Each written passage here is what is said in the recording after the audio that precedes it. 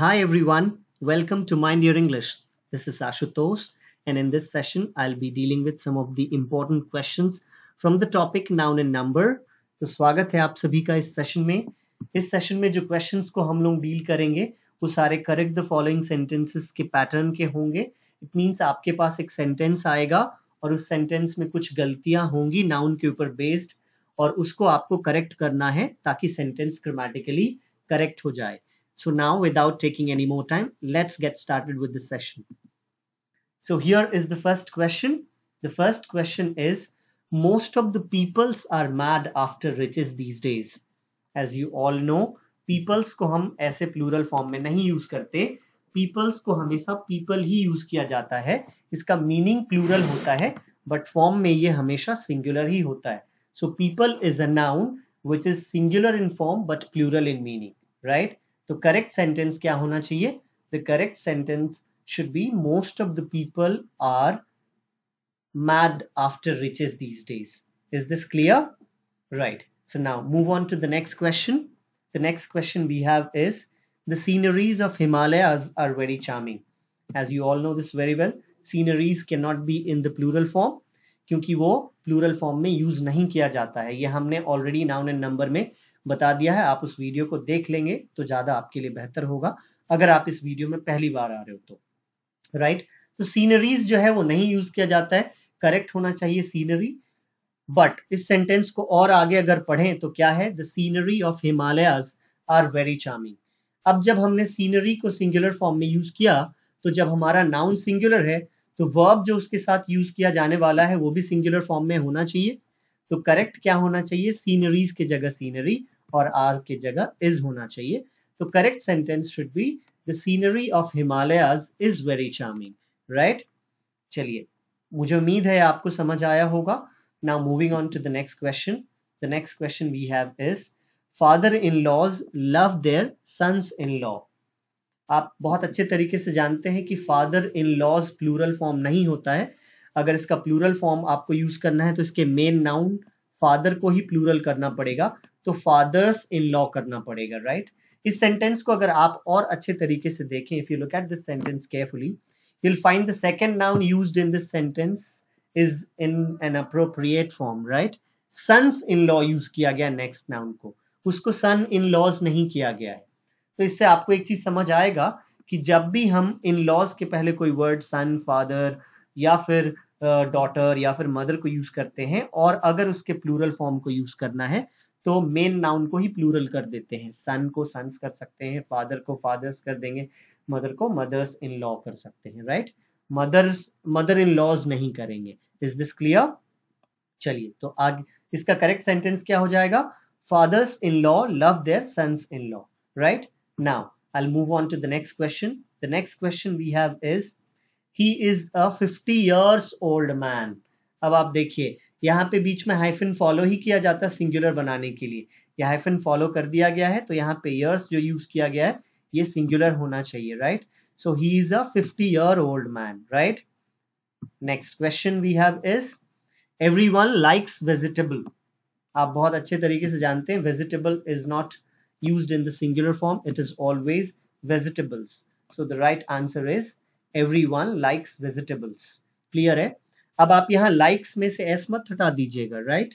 Why? Because everyone is a singular subject and that takes a singular verb. तो everyone के साथ likes ही लगेगा. Vegetable यहाँ पे रॉन्ग था, इसको वेजिटेबल्स करना पड़ेगा. Right. So now moving on to the next question. The next question we have is, there were heavy traffics on the road. बहुत जल्दी से आपने आइडेंटिफाई कर लिया होगा कि ट्रैफिक्स यूज नहीं किया जाता है प्लूरल फॉर्म में, ये ट्रैफिक होता है. But at the same time इस सेंटेंस के दूसरे पार्ट पे अगर आप ध्यान देंगे तो क्या लिखा हुआ है? There were heavy traffics on the road. जब ट्रैफिक सिंगुलर फॉर्म में होगा तो उसके साथ यूज किया जाने वाला वर्ब भी सिंगुलर फॉर्म में होना चाहिए. तो वर के जगह ये वॉज हो जाएगा और ट्रैफिक्स के जगह ट्रैफिक हो जाएगा. तो करेक्ट सेंटेंस क्या होना चाहिए? There was heavy traffic on the road. Right. Now will move on to the next question. The next question we have is, collect all the datas carefully in support of your dictas. This is very common, very simple question. Datas कभी ऐसे नहीं use किया जाता क्योंकि data itself is a plural noun. Datum होता है singular और उसका प्लूरल फॉर्म बनता है data. And in the same way dictum होता है सिंगुलर फॉर्म और उसका प्लूरल होता है डिक्टा। तो डेटा को कभी डेटाज नहीं कर सकते और डिक्टा को कभी डिक्टाज नहीं कर सकते। हालांकि आजकल डेटा का सिंगुलर और प्लूरल दोनों फॉर्म डेटा ही यूज किया जाता है। ज्यादातर आप उसके साथ यूज किए जाने वाले वर्ब के ऊपर ध्यान देंगे तो आपको पता चल जाएगा, right? So the correct answer we have is collect all the data carefully in support of your dicta। तो डेटा को कभी डेटाज नहीं कर सकते और डिक्टा को कभी डिक्टाज नहीं कर सकते, राइट? चलिए now will move on to the next question. अगला क्वेश्चन क्या है हमारा? Do you know the agendums of the meeting?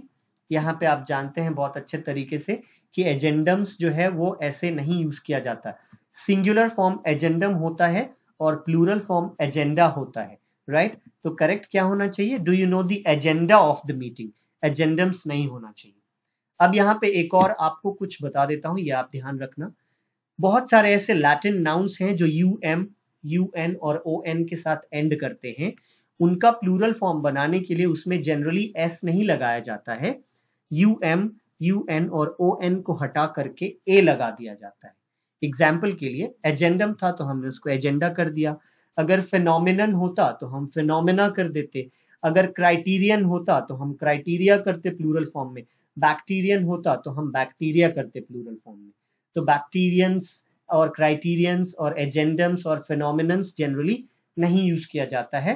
Agenda, phenomena, criteria, bacteria ऐसे हम लोग यूज करते हैं, राइट? तो सही सेंटेंस क्या हो जाएगा? Do you know the agenda of the meeting, right? अब बढ़ते हैं अगले क्वेश्चन की तरफ। अगला क्वेश्चन क्या है? Someone has stolen my belonging। Very simple question. आप जानते हैं belonging कभी नहीं होता है, इट इज ऑलवेज belongings। तो करेक्ट आंसर क्या होना चाहिए? Someone has stolen my belongings, राइट? बहुत सिंपल क्वेश्चन था ये। आगे बढ़ते हैं अगले क्वेश्चन की तरफ। The next question we have is he does not like the poetries of Keats। And this is very simple, as you all know poetries को हम लोग प्लूरल फॉर्म में नहीं यूज करते, तो ये करेक्ट होना चाहिए पोएट्री। तो राइट आंसर क्या होगा? he does not like the poetry of Keats। बहुत ही सिंपल था, आप सारे लोग बहुत अच्छे तरीके से जानते हैं ये कि पोएट्री, सीनरी ये सब प्लूरल फॉर्म में यूज नहीं किया जाता, इसको सिंगुलर ही रखते हैं, राइट? तो उम्मीद है ये सारे क्वेश्चंस आपको अच्छे तरीके से समझ आए, इसके आंसर्स भी अच्छे तरीके से समझ आए। I expect you people to practice a lot at home. इस लॉकडाउन में आपके पास ज़्यादा वक्त है तो आप ज़्यादा प्रैक्टिस करिए ताकि टॉपिक्स का कॉन्सेप्ट आपको बहुत अच्छे तरीके से समझ आ जाए। मैं बहुत रेगुलरली वीडियोस अपलोड करता रहूँगा, आप तब तक वीडियोस देखते रहिए और कॉन्सेप्ट्स अपना क्लियर करिए, right? So till then take care, bye bye, thank you for watching me.